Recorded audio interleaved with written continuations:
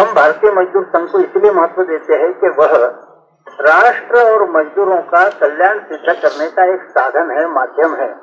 इस नाते हम भारतीय मजदूर संघ को महत्व दे रहे। लेकिन यह बात नहीं कि भाई भारतीय मजदूर संघ के बारे में हमारे मन में अहंकार हो। मजदूरों का हित सिद्ध करने के लिए यदि भारतीय मजदूर संघ को खत्म करना पड़ा हम अवश्य करेंगे, और राष्ट्र के कल्याण के लिए मजदूरों को त्याग करना पड़ा तो मजदूर अवश्य करेंगे, अवश्य करना चाहिए। जैसे जिस समय संकट आया राष्ट्र पर, चाहे 1962 का चीन का आक्रमण हो, 1965 का पाकिस्तान का हो, 1971 की लड़ाई हो, या आपातकाल का समय हो, इमरजेंसी का, जब जब राष्ट्रीय संकट निर्माण हुआ तब मजदूरों ने ज्यादा पसीना बहाया। मैं छोटा था, प्राइमरी स्कूल में पढ़ रहा था। हमारे मकान में एक हमारे रिश्तेदार जो प्रवचनकार थे और हरि संकीर्तन भी करते थे। पहले दिन उन्होंने प्रवचन किया, दूसरे दिन किया।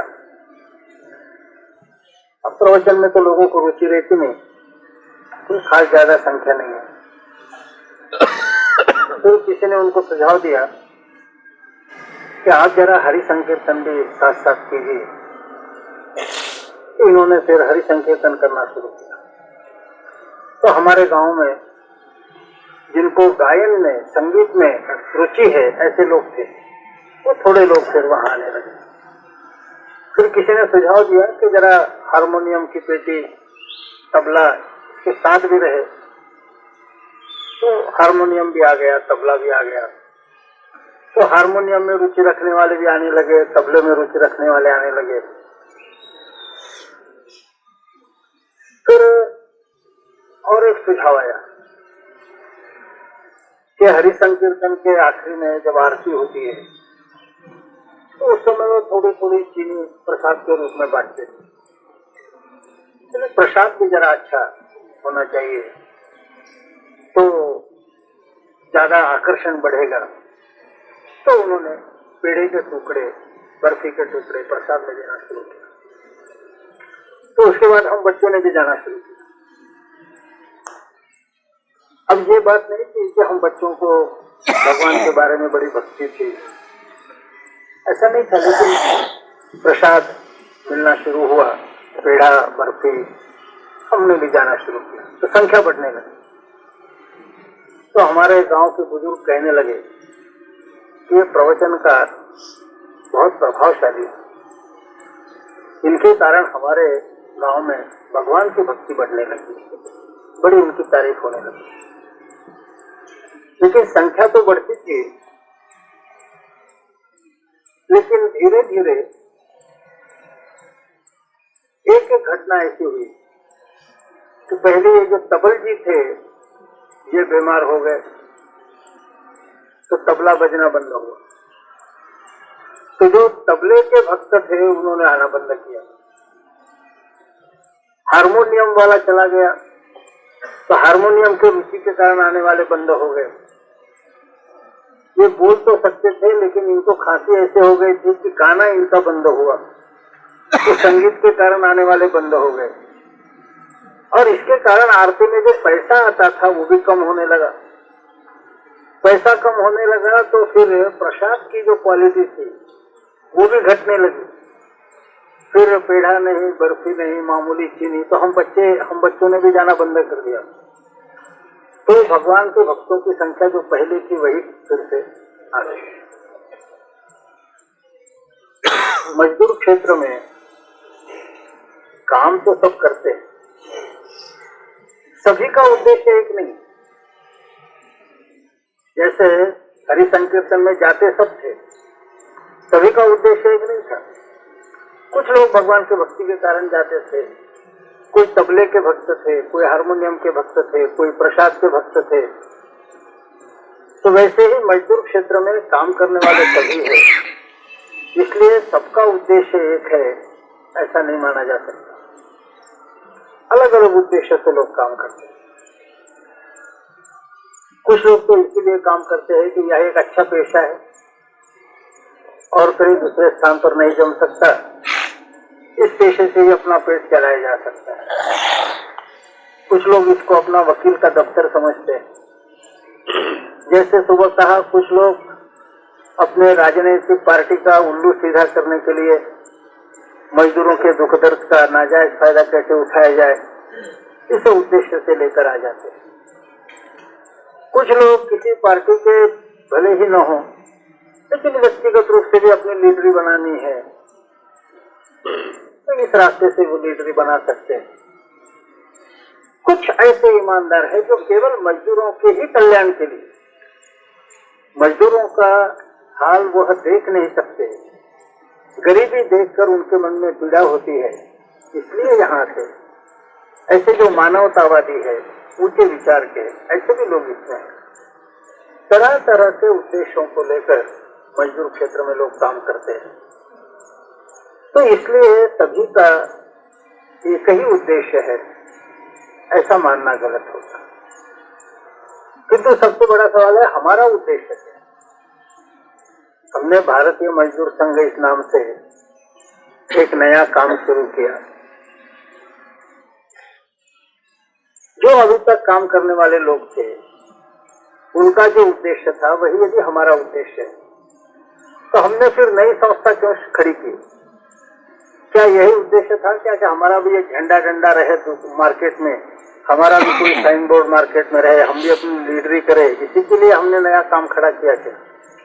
या इसके पीछे कुछ उद्देश्य था? तो जैसे आज सुबह बड़े विस्तार से कहा कि लंबा विचार करते हुए, बुनियादी विचार करते हुए, 55 के पूर्व जितनी ही केंद्रीय श्रम संस्थाएं थी, उनका स्वरूप पॉलिटिकल होने के कारण, और जब तक पॉलिटिकल यूनियनिज्म है तब तक मजदूरों की सही एकता हो नहीं सकती, इस धारणा के कारण हम लोगों ने यह काम शुरू किया। तो केवल पेशे के लिए काम करने वाले लोग, केवल पैसे के लिए या वकील के नाते काम करने वाले लोग, अपने पार्टी के स्वार्थ के लिए या अपने व्यक्तिगत लीडरी के लिए काम करने वाले लोग और भारतीय मजदूर संघ के कार्यकर्ता, इनमें कुछ अंतर है। और इस दृष्टि से सुबह यह भी बात हम लोगों ने देखी कि हम ध्येयवादी है, संपूर्ण राष्ट्र को हम एक मानते हैं। राष्ट्र यह शरीर है, मजदूर हो, किसान हो, विद्यार्थी हो, इस शरीर के ही अलग अलग अवयव है।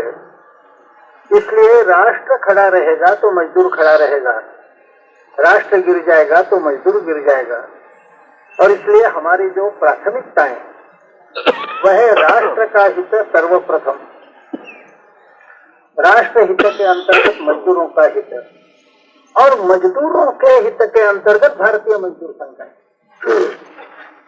इसलिए आखिरी में कहा कि हम भारतीय मजदूर संघ को ऐसी संस्था नहीं मानते कि जिसके बारे में हमारे मन में अहंकार हो। बहुत बार संस्था निर्माण करने के पश्चात लोगों के मन में संस्था के बारे में अहंकार निर्माण हो जाता है, ऐसा नहीं। हम भारतीय मजदूर संघ को इसलिए महत्व देते हैं कि वह राष्ट्र और मजदूरों का कल्याण सिद्ध करने का एक साधन है, माध्यम है।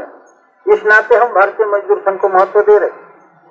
लेकिन यह बात नहीं कि भाई भारतीय मजदूर संघ के बारे में हमारे मन में अहंकार हो। मजदूरों का हित सिद्ध करने के लिए यदि भारतीय मजदूर संघ को खत्म करना पड़ा, हम अवश्य करेंगे।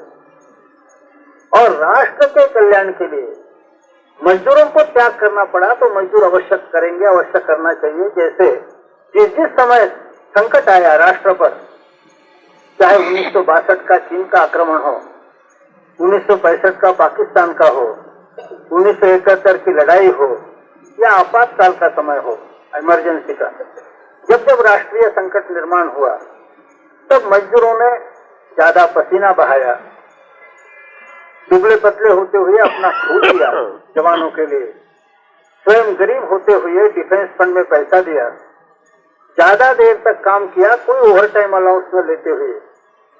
तो राष्ट्र के कल्याण के लिए हम स्वयं त्याग करें, और कुल मिलाकर मजदूरों का कल्याण हो, इसलिए भारतीय मजदूर संघ को समाप्त होना पड़ा तो भी उसमें कोई आपत्ति नहीं। इस तरह कोई संस्थागत अहंकार हम नहीं रखते। तो राष्ट्र हित के चौखट के अंतर्गत मजदूरों का हित, मजदूर हित के चौखट के अंतर्गत भारतीय मजदूर संघ का हित, यह हमारी प्राथमिकताएं है। यह बात हम लोगों ने प्रारंभ में शुरू में देखी। अब यह जो अपनी नीति है, इसी के कारण हमारी कुछ विशेषताएं निर्माण होती है अन्य लोगों से। जैसे मैंने कहा कि संकीर्तन के लिए सब आते हैं, लेकिन सबका उद्देश्य एक नहीं। कोई प्रसाद में रुचि लेता है, कोई हारमोनियम में रुचि लेता है, कोई गायन में है, कोई तबले में है। तो वैसे मजदूर क्षेत्र में सब काम करते हैं, तो भी सभी का उद्देश्य एक नहीं है। इसके कारण हर एक की अपनी अपनी विशेषताएं हैं। हमारी अपनी कुछ विशेषताएं हैं, क्योंकि हमारी रुचि जेन्युइन ट्रेड यूनियनिज्म में है। जब हमने कहा राष्ट्र हित के चौखट के अंतर्गत मजदूरों का हित, तो वह है जेन्युइन ट्रेड यूनियनिज्म। माने हम ऐसा संगठन खड़ा करना चाहते हैं जो मजदूरों का है, मजदूरों के लिए है, मजदूरों ने चलाया हुआ है। राष्ट्र हित के चौखट के अंतर्गत मजदूरों का हित, यह एकमात्र उद्देश्य लेकर जो काम करता है। ऐसी अपनी धारणा होने के कारण अन्य लोगों से अपने कार्य की कुछ विशेषताएं, अलग अलग पहलू को लेकर अलग अलग विशेषता है। आज इस सत्र में एक पहलू का हम विचार करें। हमेशा प्रश्न यह आता है कि भाई सरकार के साथ हमारे संबंध कैसे रहे, क्या हमेशा प्रश्न आता है। और भारतीय मजदूर संघ मैदान में आने के पूर्व जो 4 केंद्रीय श्रम संस्थाएं थी, वो पॉलिटिकल होने के कारण उनका काम करने का ढंग पहले से तय था। जिस दल के अंतर्गत वो काम कर रहे हैं, वह दल यदि हुकूमत में है, तो उस राजनीतिक दल के, सत्ताधारी दल के सुविधा के लिए जो जो आवश्यक है वह करना। और जिस दल के वो है, वो दल यदि विरोधी दल है, तो फिर विरोधी दल के सुविधा के लिए जो जो आवश्यक है वह करना। इसका मतलब हुआ कि जो सरकारी दल के अंतर्गत है, उन्होंने सरकार के हित को प्राथमिकता देना। जो विरोधी दलों के यूनियंस है, उन्होंने विरोधी दल के नेताओं के और विरोधी दलों के हित को प्राथमिकता देना। मजदूरों के हित को प्राथमिकता दोनों की नहीं, क्योंकि दोनों पॉलिटिकल। अपने अपने राजनीतिक दलों को प्राथमिकता देते हुए अपने अपने राजनीतिक दलों का हित सिद्ध कैसा होगा यह देखते हुए, उसमें जाते जाते जितना मजदूरों का हित होगा उतना ही प्राथमिकता अपने राजनीतिक दल के हित की। अब प्रारंभ में यह अनुभव केवल कांग्रेस के ही और इंटक के ही बारे में आता था, क्योंकि चारों ओर कांग्रेस का ही शासन था। इसके कारण इंटक कभी आवश्यकता होने पर भी, मजदूरों के हितों के मांगों के लिए आवश्यकता होने पर भी इंटक कभी सरकार के खिलाफ संघर्ष नहीं करती थी। हम सब लोग उनको दोष देते थे। किंतु ऐसा दिखाई दिया कि पॉलिटिकल यूनियन होने के कारण, जब केरल है, बंगाल है, त्रिपुरा है, यहाँ कम्युनिस्टों की सरकार है, तो कम्युनिस्टों के यूनियन ने भी, टीटू ने भी अपने अपने प्रदेश में वही करना शुरू किया जो इंटक यहाँ कर दी। सरकार परस्त नीतियां अपनाना शुरू किया। और इस कारण जहां संघर्ष की आवश्यकता है, जहां हड़ताल की आवश्यकता है, वहां भी मजदूरों को कहना चाहिए अपनी सरकार है, अभी हड़ताल नहीं करना चाहिए, यह वहां शुरू हुआ। और यहां तक कि वहां के चीफ मिनिस्टर ज्योति बसु वगैरह ने मजदूरों के सामने आकर कहना शुरू किया कि जब तक हम सरकार में हैं तब तक आप अपनी आर्थिक मांगे सामने मत रखो। माने जो बात केंद्र में सरकार का शासन था, कांग्रेस का शासन था केंद्र में, तो केंद्र के कांग्रेसी शासक जो बात कहते थे वही बात कम्युनिस्ट शासकों ने कहना शुरू किया और उसका परिणाम भी हुआ कि मजदूरों में उनका प्रभाव कम हुआ। सीटू का प्रभाव और सीपीएम का भी प्रभाव, शासक दल का भी प्रभाव कम हुआ। ग्रामीण क्षेत्र में जहां ट्रेड यूनियन नहीं है वहां वो अन्य मार्गों से अपना प्रभाव उन्होंने कुछ बढ़ाया होगा, लेकिन मजदूर क्षेत्र में, इंडस्ट्रियल बेल्ट जिसको कहते हैं, औद्योगिक क्षेत्र में उनका वोट भी कम हो गया। और सीटू की ताकत बढ़ने के बजाय घटने लगी, क्योंकि इंटक ने कांग्रेस के बारे में जो नीति अपनाई थी वही नीति सीटू ने अपने कम्युनिस्ट सरकारों के बारे में अपनाई, और इसके कारण कम्युनिस्ट सरकार के हितों को प्राथमिकता मिली। वहां के मजदूरों के हितों को नंबर 2 पर रखा गया। मजदूर अनपढ़ है, लेकिन जो बिल्कुल पढ़ा लिखा नहीं, ऐसा मजदूर को भी ज्यादा देर तक मूर्ख नहीं बनाया जा सकता, बुद्धू नहीं बनाया जा सकता। लोग धीरे धीरे सब चीजों को समझते हैं। उसके कारण उनके अंदर भी एक असंतोष, उनको भी यूनियनों में फैलना उन राज्यों में शुरू हुआ जिन राज्यों में कम्युनिस्टों का शासन रहा। भारतीय मजदूर संघ विशुद्ध ट्रेड यूनियन होने के कारण सभी राजनीतिक दलों की ओर हम समान दृष्टि से देखते हैं। सुबह मैंने कहा कि हर एक मजदूर जैसे मजदूर है वैसे नागरिक भी है, और नागरिक के नाते सारे राजनीतिक अधिकार और राजनीतिक कर्तव्य उसके है, और चाहे जिस राजनीतिक दल का समर्थन करना या विरोध करना उसको, या कुछ न करते हुए अपने घर में बैठना, या सारा कुछ करने का उसको अधिकार है। वह स्वतंत्र है, व्यक्तिगत रूप से कुछ भी करे। किंतु मजदूर संगठन के नाते मजदूर संगठन गैर राजनीतिक ही होना चाहिए, सर्व समावेशक उसकी भूमिका होनी चाहिए, और इसलिए किसी भी राजनीतिक दल का अंग न रहते हुए ऊपर की भूमिका ऐसी होनी चाहिए। और इसके कारण सरकार के बारे में जो हमारी नीति है वह अन्य यूनियनों से अलग, चाहे वह इंटक हो, सीटू हो, एआईटीसी हो, ये जो सारी राजनीतिक यूनियनें हैं उनकी नीति और हमारी नीति, उनमें अंतर। जैसे मैंने कहा कि राजनीतिक यूनियनों की नीति है कि अपने दल की सरकार रही तो सरकार के लिए अनुकूल, अपने दल के हाथ में सरकार न रही तो दूसरे सत्ताधारी दल के लिए हमेशा प्रतिकूल, इस तरह की उनकी नीति तय रहती है। हम लोगों ने कहा कि हम ये अनुकूल प्रतिकूल वाली बात इस पर नहीं तय करेंगे कि किस दल के हाथ में शासन है। यह तो लोकतंत्र है, लोकतंत्र में हुकूमत बदलती रहेगी। किसी भी एक राजनीतिक पार्टी को भगवान ने ऐसा ताम्रपट लिख कर नहीं दिया कि बेटा जब तक आसमान में चांद और सूरज है तब तक तुम्हारे ही पार्टी की हुकूमत चलेगी। किसी को यह लिख कर नहीं दिया। ये ठीक है कि जो लोग लंबा विचार नहीं करते, तात्कालिक विचार करते हैं, केवल स्वार्थ का विचार करते हैं, उनको लगना कि जो सरकार है उसी के साथ हम चले तो लाभ होगा, तो किसी भी एक पार्टी के साथ चलने से लाभ होता है, यह जो सोचते हैं बाद में बड़ी निराशा आती है। मुझे स्मरण होता है कि बीच में जनता सरकार है, और वास्तव में भारतीय मजदूर संघ की भूमिका तो गैर राजनीतिक है, तो भी क्योंकि अभी तक मजदूरों ने देखा कि जितनी यूनियनें होती है वो राजनीतिक ही होती है, तो उन्होंने सोचा कि भारतीय मजदूर संघ भी राजनीतिक होगा ही, और राजनीतिक होगा तो कांग्रेस विरोधी होने के कारण जनता पार्टी का होगा, तो इनका जनता पार्टी के साथ वही संबंध होगा जो इंटक का कांग्रेस के साथ है। तो राजस्थान में कुछ बड़ी यूनियनें, 2-3, ये इंटक को छोड़कर हमारे पास आने लगे।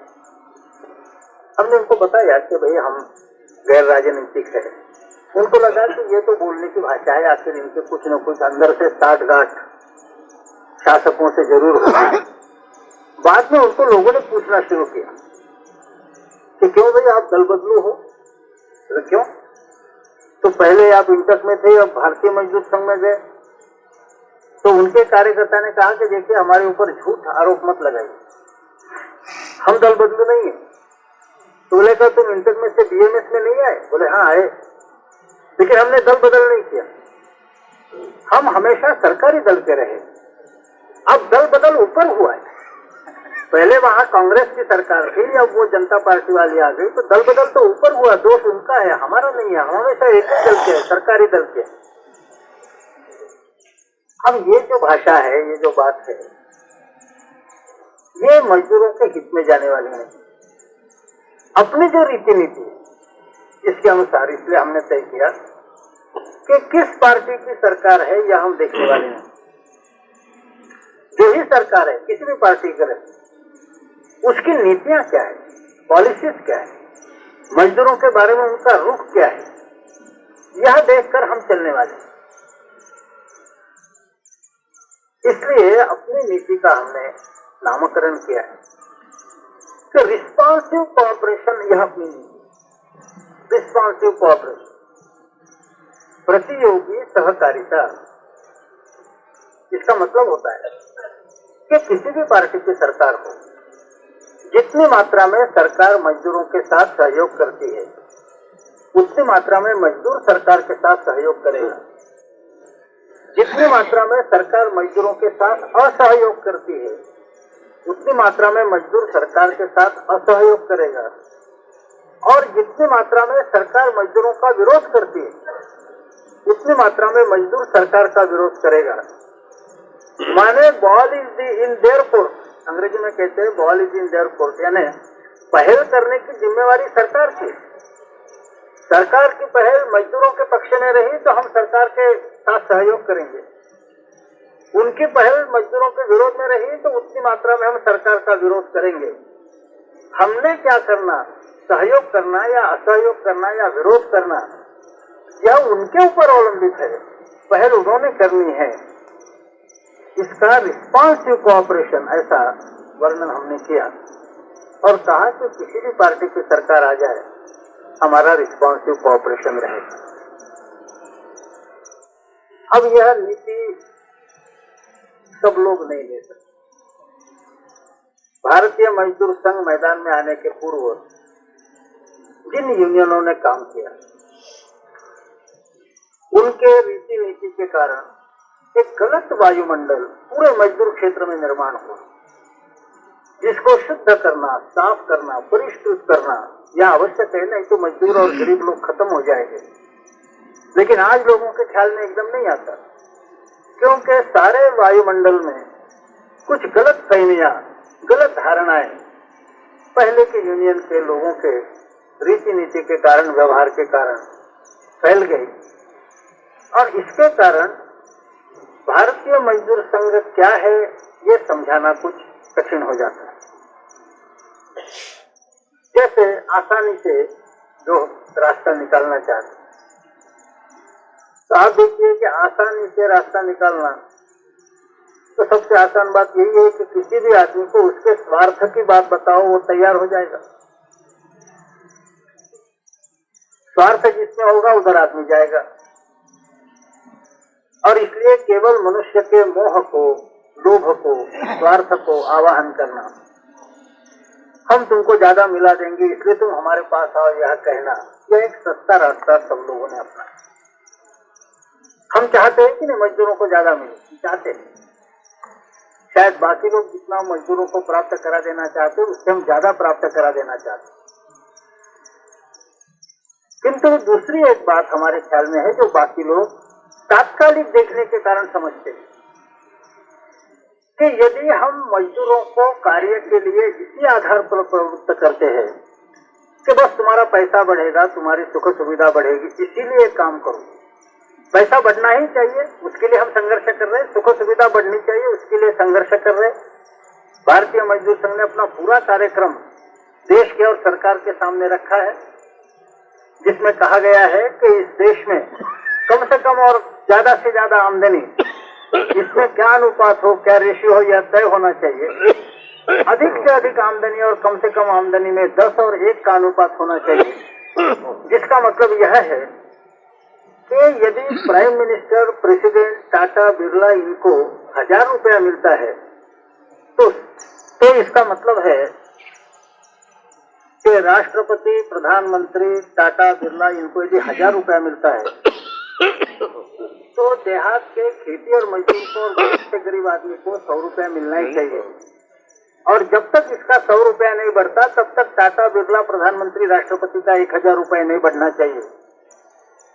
भारतीय मजदूर संघ ने यह भी कहा कि आज यह जो माना जाता है कि किसी भी उद्योग की पूंजी, सरमाया यानी केवल पैसा है, यह गलत बात है। सिर्फ पैसे के भरोसे कोई उद्योग नहीं चलता। जब तक मजदूर अपने काम पर नहीं जाता, पसीना नहीं बहाता, तब तक कारखाना नहीं चल सकता, माल पैदा नहीं हो सकता, मार्केट में नहीं जा सकता, मुनाफा नहीं हो सकता। तो जैसे पैसे को वैसे पसीने को भी पूंजी मानना चाहिए और जैसे पैसे देने वाले पूंजीपति के पूंजी को शेयर माना जाता है, वैसे ही पसीना देने वाले मजदूर के पसीने को भी शेयर माना जाना चाहिए। और पसीने का शेयर देने वाला शेयर होल्डर यानी मालिक इस नाते अपने उद्योगों को चलाने में उसको उतनी ही आवाज होनी चाहिए जैसे पैसे वो देने वाले को होती है, वैसे पसीना देने वाले मजदूर की भी आवाज board of management, board of director में होनी चाहिए। लिबराइजेशन होना चाहिए, श्रमिकीकरण, मजदूरीकरण होना चाहिए, यह भी हम लोगों ने कहा है। इतना ही नहीं तो मजदूरों की मांगों के लिए लंबे संघर्ष भारतीय मजदूर संघ ने किए, इसमें कोई शक नहीं। यहाँ तक कि मैं बहुत नम्रता के साथ यह कह सकता हूँ कि केंद्रीय सरकार के क्षेत्र में जितना लंबा संघर्ष भारतीय मजदूर संघ के नेतृत्व में टेलीकॉम टेक्नीशियंस ने किया 10 महीने से अधिक समय तक, इतना अभी तक हिंदुस्तान के मजदूर क्षेत्र के इतिहास में नहीं हुआ। सबसे लंबा संघर्ष अपने भारतीय मजदूर संघ के नेतृत्व में हुआ, यह भी हम जानते हैं। तो मजदूरों के मांगों के लिए, न्याय के लिए, हितों के लिए, पैसों के लिए लड़ना है, इसमें तो कोई शक नहीं। लेकिन जिनके लिए लड़ना है उन मजदूरों की दृष्टि केवल अपने स्वार्थ तक सीमित रखना, यह भारतीय मजदूर संघ के सिद्धांत में नहीं आता। तो भारतीय मजदूर संघ हरेक मजदूर को राष्ट्रभक्त बनाना चाहता है, संपूर्ण राष्ट्र का हित काहे में है वह देख सके। और इस दृष्टि से जैसे अन्य यूनियन के नेता तात्कालिक स्वार्थ की लालच देकर ही लोगों को कार्य के लिए प्रवृत्त करते हैं, वैसा भारतीय मजदूर संघ में नहीं होता। तो यहाँ हम लोग सिद्धांत देते हैं, ध्येय देते हैं। उस ध्येय के अंतर्गत यह भी आता है कि अपने मांगों की लड़ाई लड़ना, यह भी ध्येय के अंतर्गत है। किंतु ब्रेड बटर यूनियनिज्म, इकोनॉमिज्म यानी केवल एक एक मजदूर को स्वार्थ के लिए ही कार्य प्रवृत्त करना, उसको अधिक स्वार्थी बनाना, यह बात हमारे कार्य में नहीं आती। तो जहां हम मजदूरों को अपने हितों के लिए, मांगों के लिए लड़ाई लड़ने को प्रवृत्त करते हैं, वहां उसके सामने यह भी रखते हैं कि संपूर्ण राष्ट्र का कल्याण हो, इस दृष्टि से मजदूरों का कल्याण हो, इस दृष्टि से बेटा तुम्हारा भी कल्याण हो। लेकिन तुम्हारा ही कल्याण हो इसलिए केवल काम करना गलत बात है।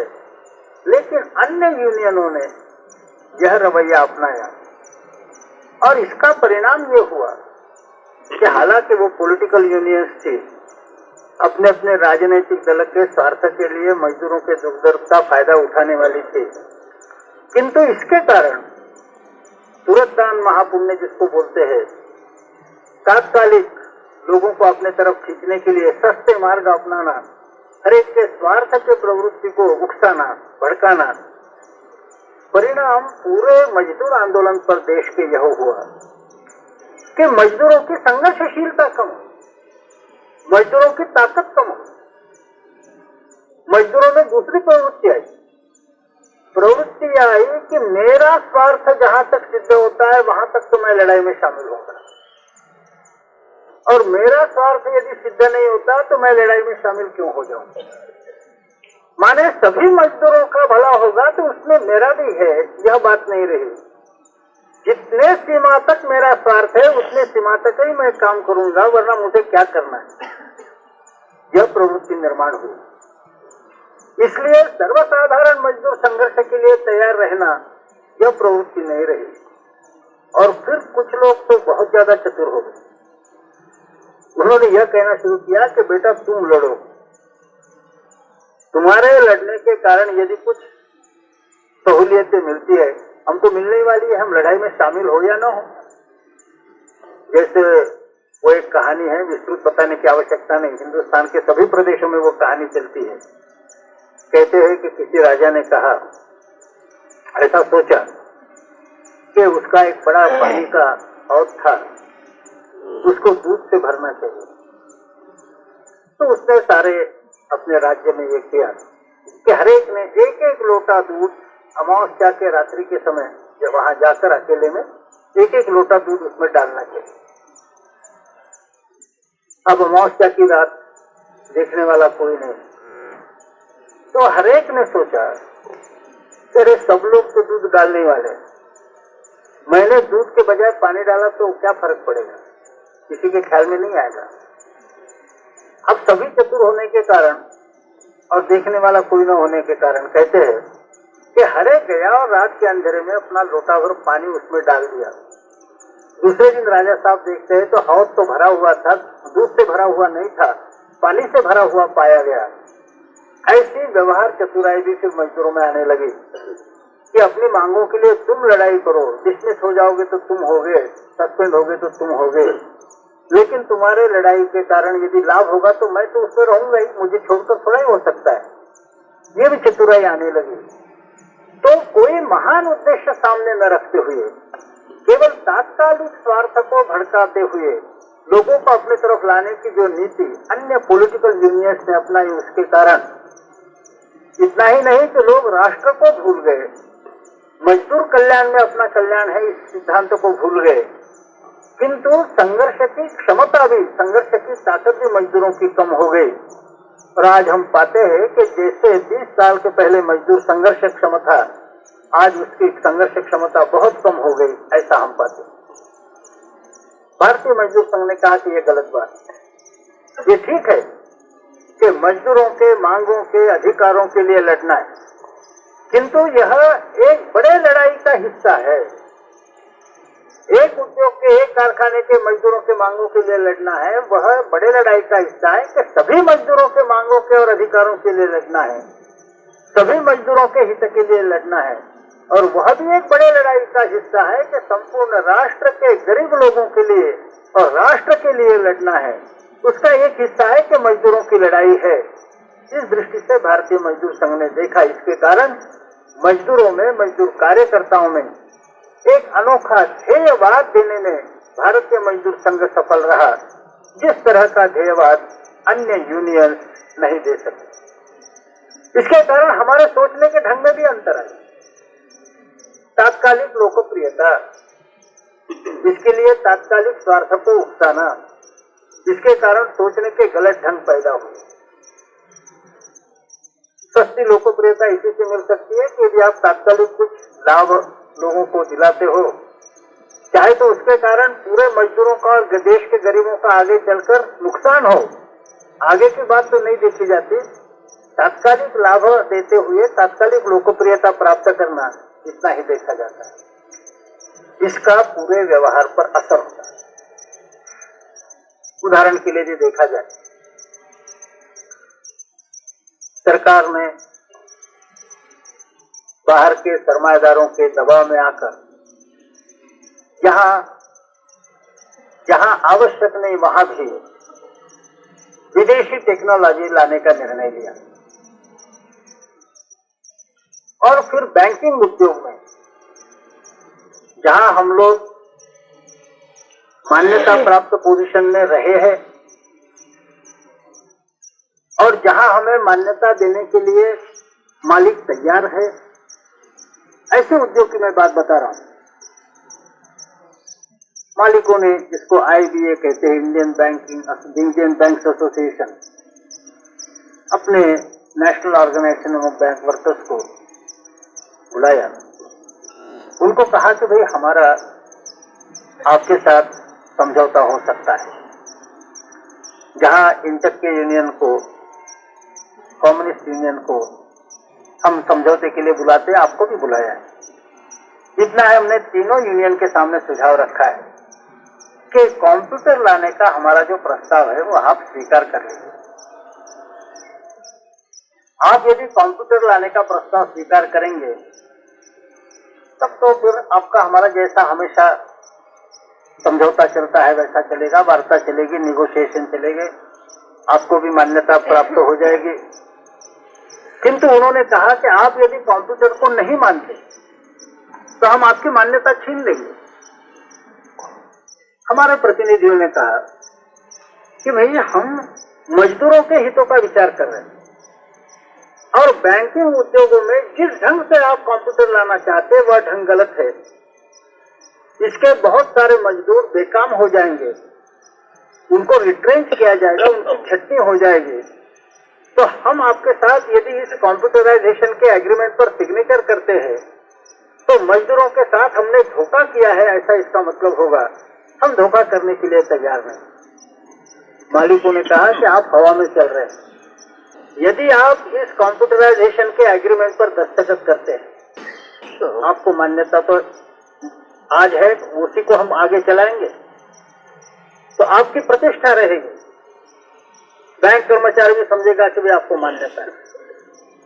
और आप यदि इसके ऊपर हस्ताक्षर नहीं करते, सिग्नेचर नहीं करते तो हम आपको बुलाएंगे नहीं वार्ता के लिए, निगोशिएशन के लिए।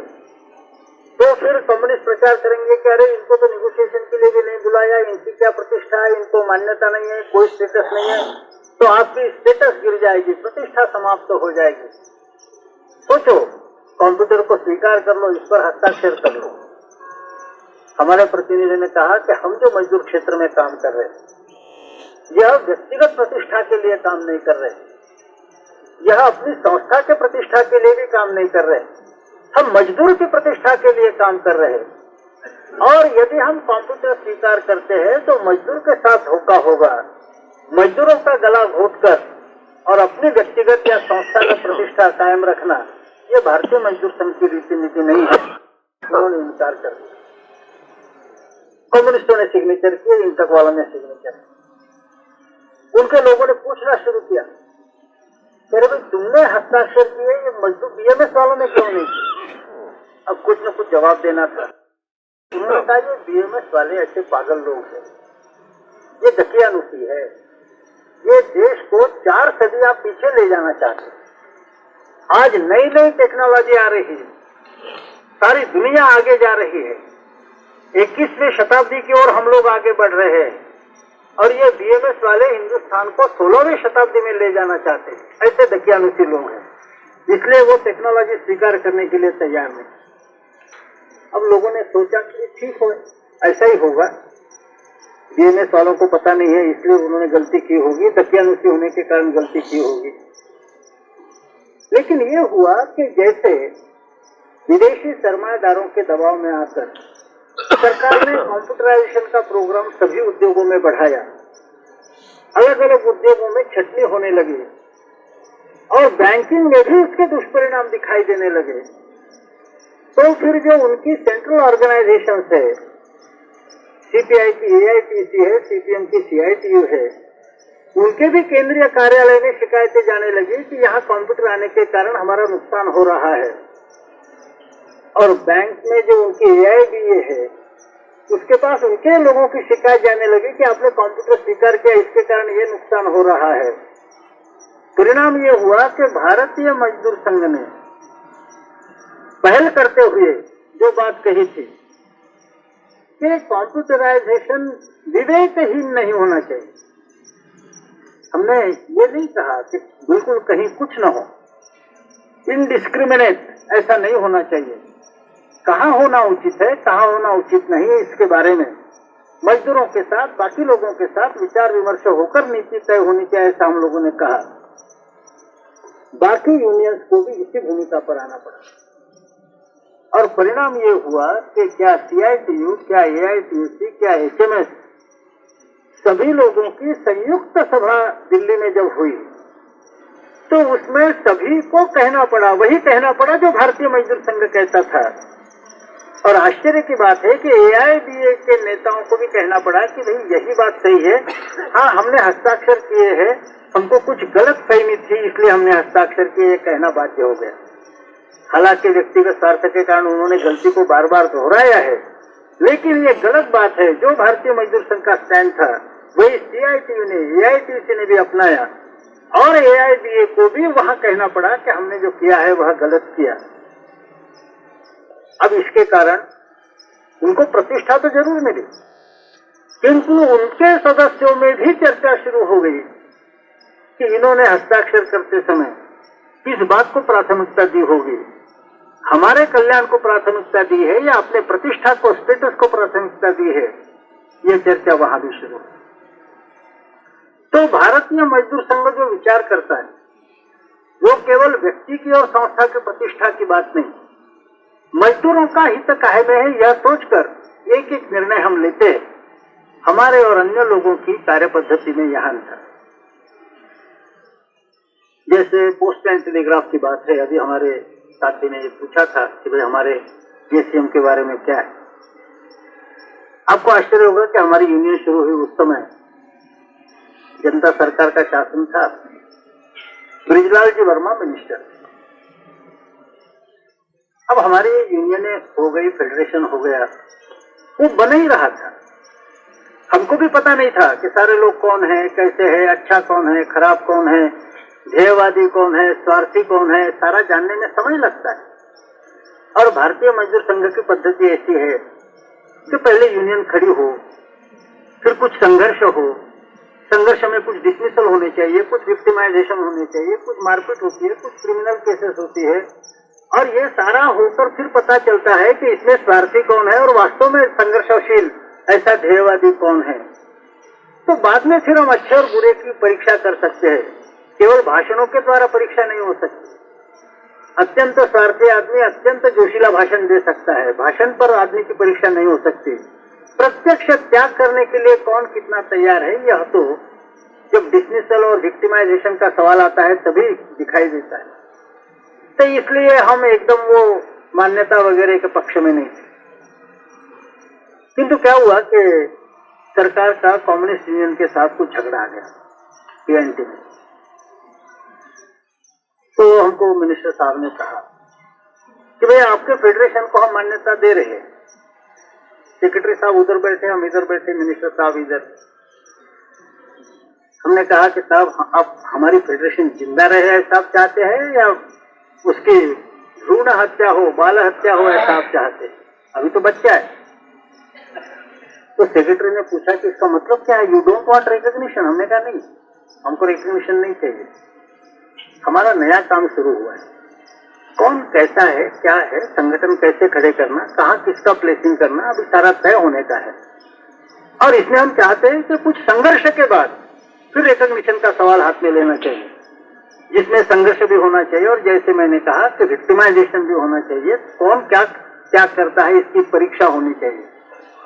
सेक्रेटरी कहने लगे कि आप अजीब आदमी है, यहाँ तो कल निर्माण हुई यूनियन कहती है कि हमको मान्यता दे दो, हमारा लाभ होगा। हम आपको मान्यता देने के लिए तैयार है और आप लेने के लिए तैयार नहीं। हमने कहा हम बाल हत्या नहीं चाहते हमारे फेडरेशन की। विदाउट रिकॉग्निशन हमको काम करने दीजिए, कुछ झगड़े करने दीजिए। और इसमें से कहीं प्रदर्शन हुआ है, सत्याग्रह हुआ है, कहीं धरना हुआ है, कहीं मारपीट हुई है, कहीं कुछ गड़बड़ हुई है, उसमें से जैसे आपने देखा होगा संस्कृत में एक है स्थाणु निखनन न्याय। स्थाणु निखनन न्याय का मतलब है कि जैसे खंबा हम गाड़ते, खंबा बोलते नहीं है, जमीन में खंबा गाड़ते, तो खंबा मान लीजिए कि हमने ऐसे जमीन में गाड़ा कि जो बिल्कुल पिलपिली है, तो खंबा तो जल्दी गड़ जाएगा, लेकिन जितने जल्दी गड़ जाएगा उतने जल्दी उखड़ भी जाएगा। इसलिए क्या करते हैं कि खंबे को गाड़ते, फिर उसमें मिट्टी डालते, फिर उसको ठोक, इसी प्रोसेस में से ठोक पीट होते होते निकलेगी तो वो मजबूत रहती है, नहीं तो वो पिलपिला खंबा हो जाता है, जल्दी गड़ भी गया, मान्यता भी मिल गई और जल्दी उखड़ भी गया। ऐसा ये पिलपिला खंबा नहीं होना चाहिए।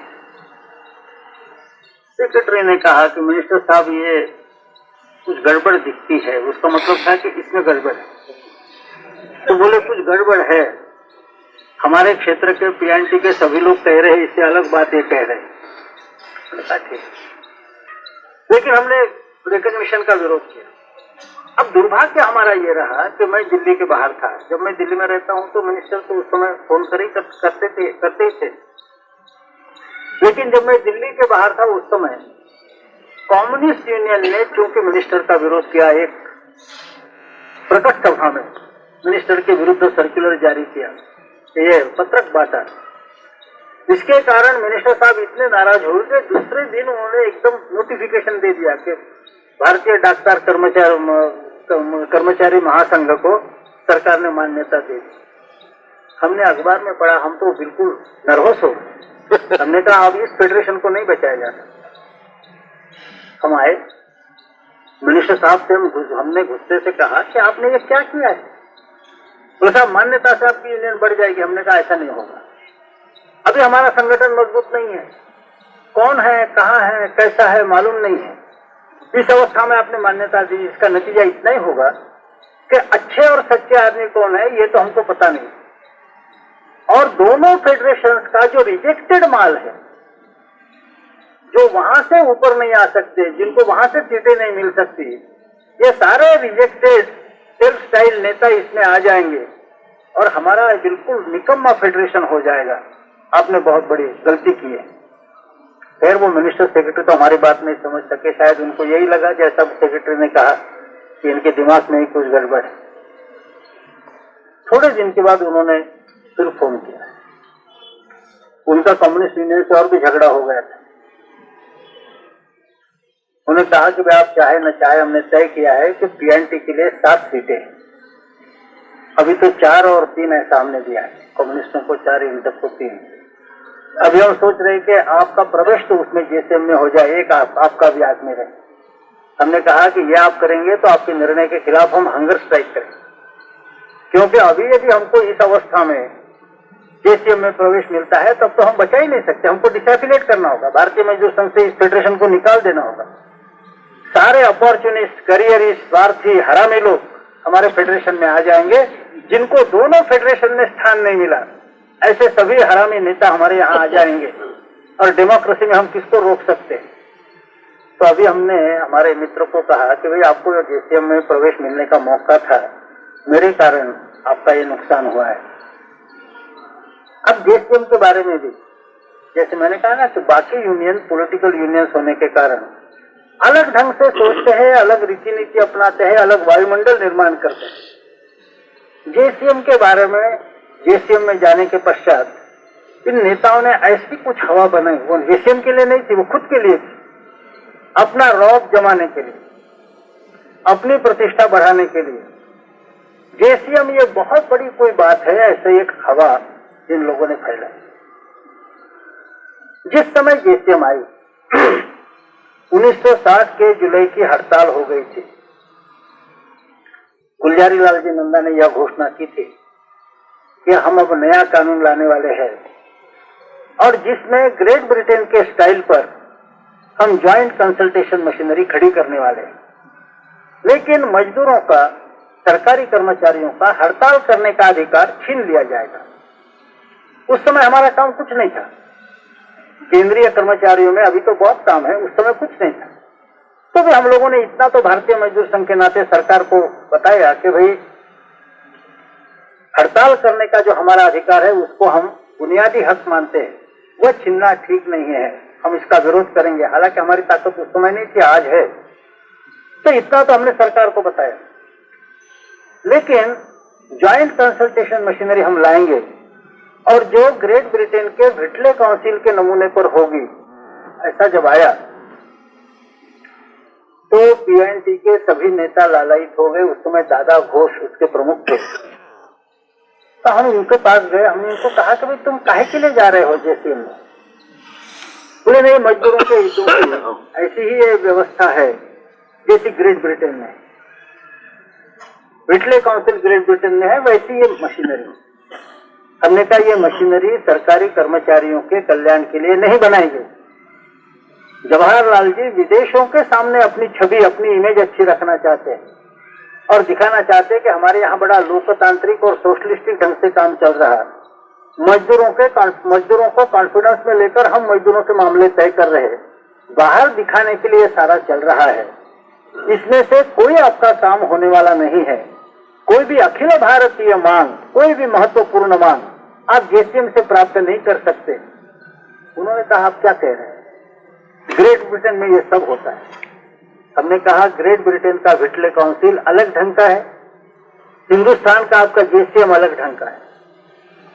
उन्होंने इसके बारे में सोचा नहीं, तो फर्क क्या है। हमने कहा कि कुछ मात्रा में प्रारंभ में व्यवस्था एक है कि हर एक स्तर पर, चाहे डिपार्टमेंटल हो, चाहे डिविजनल हो, चाहे ऑल इंडिया के हो, हर एक स्तर पर कर्मचारियों के प्रतिनिधि और एडमिनिस्ट्रेशन के प्रतिनिधि इकट्ठा बैठकर जो ही विवाद के बिंदु है उनके बारे में सोच विचार करे और निर्णय करे। यह तो दोनों में समान, और जो निर्णय एक मत से होते हैं, दोनों की राय जहां एक होती है, वहां उस पर क्रियान्वयन, इम्प्लीमेंटेशन किया जाए, यह भी दोनों का समान है। और जिन मुद्दों पर एक मत नहीं होता, ऐसे बिंदु आर्बिट्रेशन के लिए दिया जाए, ये भी व्हिटले काउंसिल में और जेसीएम में समान है। लेकिन उसके बाद फर्क है, और बहुत महत्वपूर्ण फर्क है।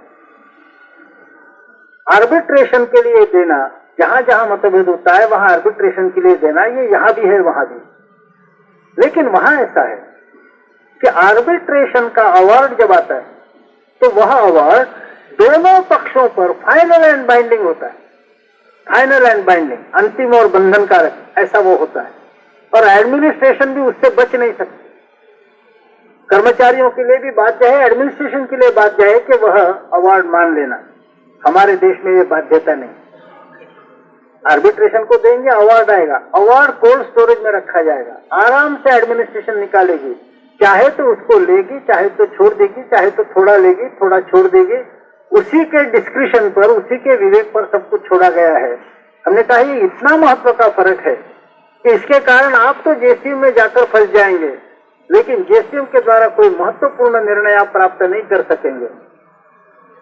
लेकिन थके मांदे होने के कारण ये आकर्षण ज्यादा था कि हर स्तर पर हमारे लोग यदि मिनिस्टर के कंधे से कंधा लगाकर या कुर्सी से कुर्सी लगाकर बैठेंगे, चाय पिएंगे, सेक्रेटरीज के साथ चाय पिएंगे, तो जरा बाकी कर्मचारियों पर अपना रौब कसने में हमें सहायता होगी। ये विचार इतना डोमिनेटिंग था, उन्होंने जेसीएम को लिया। 8 साल के बाद, क्योंकि अनुभव ये आया, आज तक ये अनुभव ये है कि जेसीएम के द्वारा अखिल भारतीय स्तर की कोई भी बात प्राप्त नहीं हो सकी।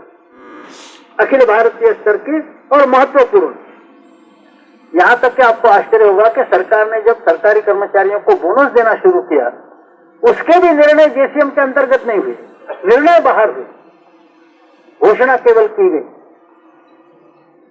7-8 साल काम करने के बाद हमने इन लोगों से पूछा कि क्यों भी जेसीएम के द्वारा कुछ हो रहा, नहीं हो तो नहीं रहा।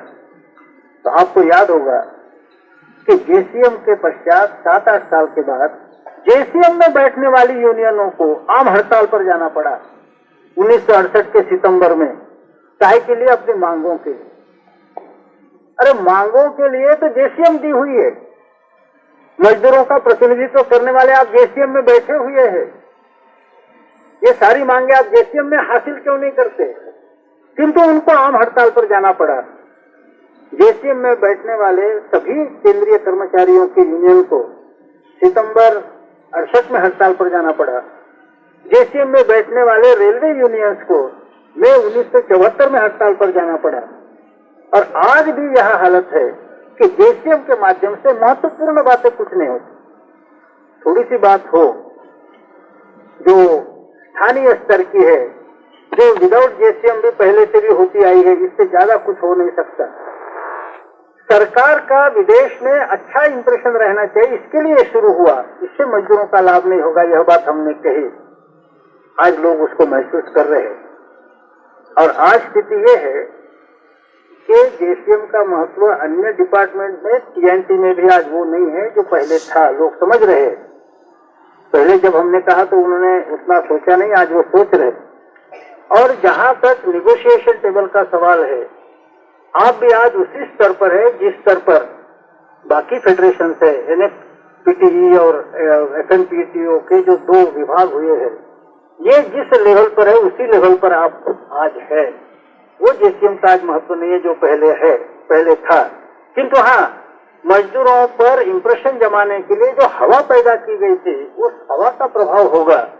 वास्तव में JCM यह एक खोखली बात है, यह सब लोग समझ गए।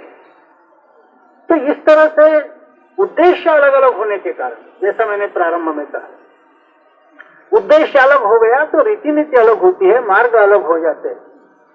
हमने जब विशुद्ध अपना उद्देश्य रखा कि मजदूरों के लिए मजदूरों द्वारा संचालित ऐसा संगठन होना चाहिए, राष्ट्र हित के चौखट के अंतर्गत मजदूरों का हित यह एकमात्र उद्देश्य हो। यहाँ मेरी लीडरी वाला सवाल नहीं होना चाहिए, मेरा पेशा और मेरी वकीली वाला सवाल नहीं होना चाहिए, यहाँ मेरी पार्टी वाला सवाल नहीं होना चाहिए। सारी पार्टीबाजी, स्वार्थ को, नेताओं के स्वार्थ को और लीडरी को, नेतागिरी को बाहर रखते हुए केवल मजदूरों के कल्याण का, राष्ट्र कल्याण के अंतर्गत विचार होना चाहिए। इसके कारण हर सवाल के तरफ देखने का हमारा दृष्टिकोण अलग, अभी तक काम करने वाले यूनियनों का दृष्टिकोण अलग, और अभी तक वही मैदान में थे। उसके कारण उनके जो विचार थे उसके अनुसार, उनके रीति नीति के अनुसार एक हवा, एक वायुमंडल, कुछ जीवन मूल्य लोगों के तैयार हुए। हमें जब अब भारतीय मजदूर संघ लोगों को समझाना है तो हमारा काम 2 तरह से कठिन हो जाता है, इसलिए वर्गों की आवश्यकता है। मान लीजिए कोई क्लीन स्लेट है, क्लीन स्लेट समझिए ना, माने जिस पर कुछ लिखा नहीं, ऐसे यदि कोई स्लेट है तो उस पर तो आसान है कि आप चाहे जो लिख सकते हैं, या कोई अच्छा सफेद कपड़ा है उस पर चित्र अंकित करना है, आप चित्र अंकित कर सकते। लेकिन स्लेट पर पहले से कुछ लिखा गया है, सारी स्लेट लिख कर लोगों ने खराब कर दी है। अब उसके ऊपर नए सिरे से कुछ लिखना है तो डबल काम हो जाता है कि पहले उस स्लेट को साफ करना पड़ता है, और साफ होने के बाद उसके ऊपर आप जो चाहे वो लिख सकते हैं। या कपड़ा यदि पहले से मैला हुआ है, अलग अलग रंग उस पर थे, वो मैला हो गया, तो अब सीधे उसके ऊपर नया चित्र अंकित नहीं हो सकता। तो पहले जो गलत रंग उस पर आए हैं वो सब धोने पड़ेंगे, उसको स्वच्छ करना पड़ेगा, उसको शुभ्र करना पड़ेगा, और फिर आप जो चाहते हैं उन रंगों को लेकर आप नया चित्र उस पर अंकित कर सकते हैं। वैसे आज मजदूरों को सही मार्गदर्शन यदि करना है तो व्यक्तिगत स्वार्थ के कारण या दलगत स्वार्थ के कारण जो गलत रंग इस कपड़े पर आए हैं, मजदूरों का मन यह एक कपड़ा है, मजदूरों का मन यह एक स्लेट है, इस पर जो गलत लिखा गया है या गलत रंग जो उस पर आए हैं, ये धोने का काम पहले करना पड़ेगा। और फिर यह जब स्लेट क्लीन हो जाएगी, स्वच्छ हो जाएगी, कपड़ा स्वच्छ हो जाएगा, फिर उसके ऊपर अच्छे रंगों का चित्र अंकित करना संभव हो जाएगा। तो इस दृष्टि से यह काम वर्गों के द्वारा ही हो सकता है। यहाँ आराम से बातें समझाई जा सकती है, प्रमुख लोगों को समझाया जा सकता है। जो विषय वर्ग में लिए जाते हैं ये सभा सम्मेलन में लेने के विषय नहीं है, ये कोई गेट मीटिंग में लेने के विषय नहीं है। वहाँ तो केवल जो तात्कालिक चालू बातें हैं उतनी ही चलती है। आप ज्यादा बातें शुरू कर देंगे तो मजदूर घर चला जाएगा, उसको आपकी बातें सुनने के लिए टाइम नहीं। वो सोचेगा कि ये इनका पुराण सुनने के बजाय अपने बाल बच्चों का मुंह देखना ज्यादा अच्छा है। तो वर्ग का उद्देश्य ये है कि जो सस्ती बातें, पहले तो कम्युनिस्ट सस्ती बातें नहीं करते थे, मैंने शुरू से उनका काम देखा है। पहले वो भी ऐसा ही वर्ग लेते थे जैसा हम लेते हैं, और इसके कारण उनके भी कार्यकर्ता अच्छे तैयार होते थे। लेकिन आज जब वो सस्ती लोकप्रियता के पीछे लग गए, ऐसे वर्ग भी लेना उन्होंने बंद कर दिया, मौलिक बातें बोलना बंद कर दिया। अब सस्ती लोकप्रियता के होड़ में सस्ती बातें बोलते जा रहे। नतीजा ये हुआ, उनकी लोकप्रियता कितनी बढ़ेगी और कितनी टिकेगी ये तो पता नहीं, लेकिन मजदूरों के मन को जिस ढंग से बनाना चाहिए उस ढंग का बनाना बंद हो गया।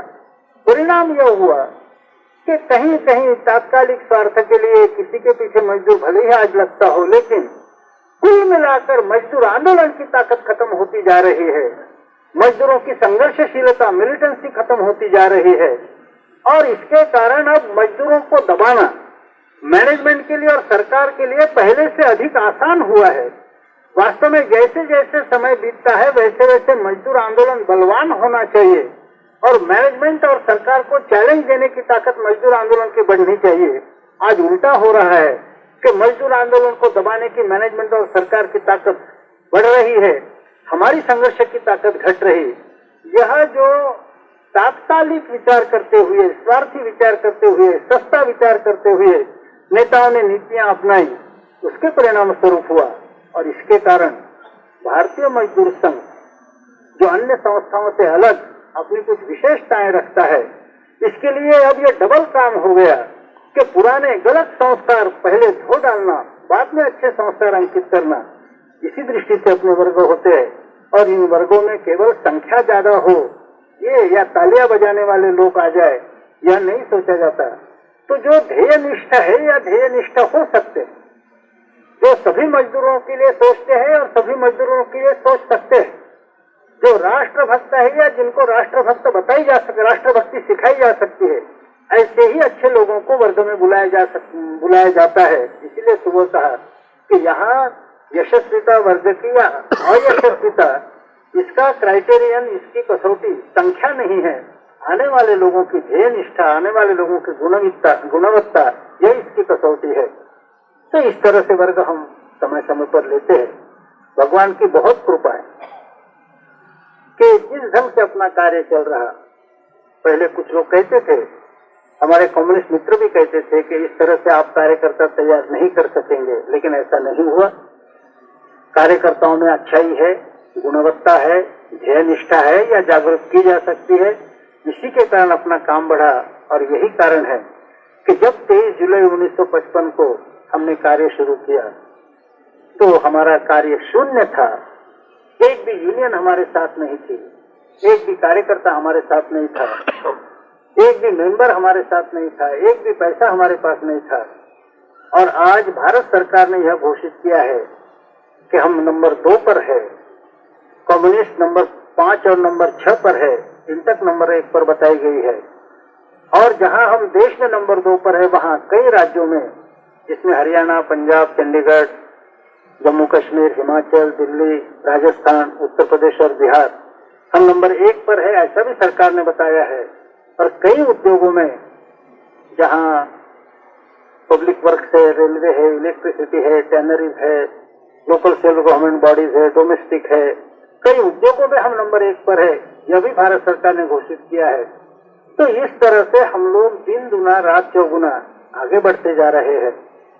तो विपरीत परिस्थिति में आगे बढ़ने का श्रेय अन्य बातों के साथ प्रमुख रूप से यह जो अपनी वर्ग की योजना होती है, इस वर्ग को है, ऐसे वर्ग में आप आए हैं तो अपने महत्व को, अपनी जिम्मेवारी को समझकर इस वर्ग में होने वाले कार्यक्रमों का हम पूरा लाभ उठाने की कोशिश करें। इतना ही कहना इस समय पर्याप्त है।